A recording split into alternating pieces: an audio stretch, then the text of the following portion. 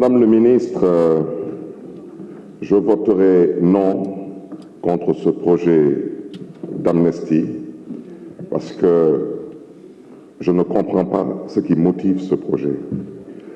Un coup, on veut nous faire croire que c'est pour réhabiliter les acteurs politiques qui, semble-t-il, ne sont demandeurs de rien du tout. Madame le ministre, je voudrais vous dire, le maire de Dakar que je suis, vous le savez parce que vous avez été mon avocat. Vous savez aujourd'hui que je suis exclu des listes électorales pendant 5 ans parce que j'ai été définitivement condamné dans une attaque lâche contre une institution de la République. Attaqué avec des vidéos à l'appui, je suis le seul à être jugé. Personne d'autre n'est jugé. Et aujourd'hui, je suis exclu des listes électorales. Ça veut dire que si l'élection se tient en 2029, je ne peux pas être candidat et je ne peux plus être candidat à la mairie de Dakar. Ça veut dire que si aujourd'hui, on considère que moi qui suis attaqué dans une institution de la République, je n'ai plus le droit de pouvoir compétir parce que j'ai soi-disant été jugé par des magistrats qui se disent être indépendants. Je préfère ne pas commenter parce que je préfère garder mon opinion personnelle. Je pense aujourd'hui, et là je m'adresse au président de la République, qu'on n'a pas besoin d'une loi d'amnistie pour réintégrer les acteurs politiques.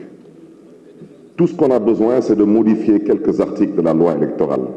Parce que tout le monde sait que les articles 29, 30 et 57 de la loi électorale ont été des articles à la limite particuliers pour cibler des acteurs politiques et les empêcher de pouvoir être candidats. Donc, je souhaiterais demander au président de la République de bien vouloir reconsidérer sa position. Madame le ministre, je ne partage pas le point de vue de certaines personnes.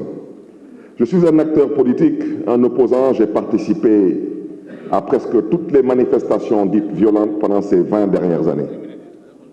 Je peux vous dire ici que lors de ces dernières manifestations, de mars 2021 à peut-être 2024, j'ai été au cœur de toutes ces manifestations.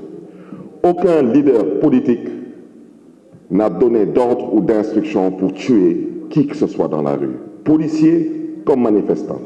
La plupart de ces manifestants, semble-t-il, auraient été tués par balle. Mais si nous devons pardonner, mais disons-nous au moins de la vérité, parce que comment oublier sans savoir? Dites-nous au moins ce qui s'est passé, parce que c'est vous qui avez fait les enquêtes. Comment pardonner sans connaître la vérité? Au moins par devoir de mémoire et par respect à toutes ces victimes. Qu'on se dise au moins des vérités.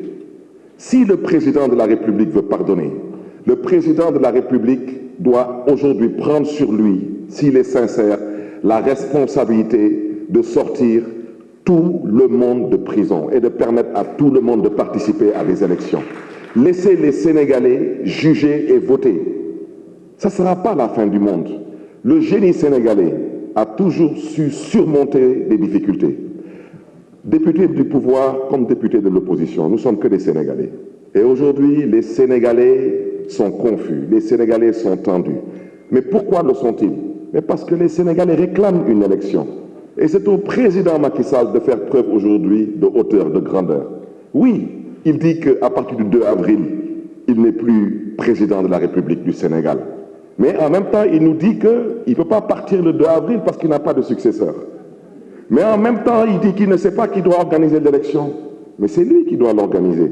Et je pense que c'est là-bas que se trouve, Madame le ministre, la cohésion nationale. C'est là-bas que se trouve la paix. Chers collègues, dépassionnons le débat. Monsieur le Président de la République, les Sénégalais vous attendent sur une date pour l'élection. Les Sénégalais attendent de vous votre pardon. Libérez les détenus politiques, libérez les prisonniers politiques, libérez les leaders politiques et laissez le soin aux Sénégalais de choisir le prochain président de la République. Que le Sénégal connaisse une fois de plus le charme de la démocratie. Et je sais, Madame le ministre, qu'on saura éventuellement compter sur vous. Je vous remercie. Merci.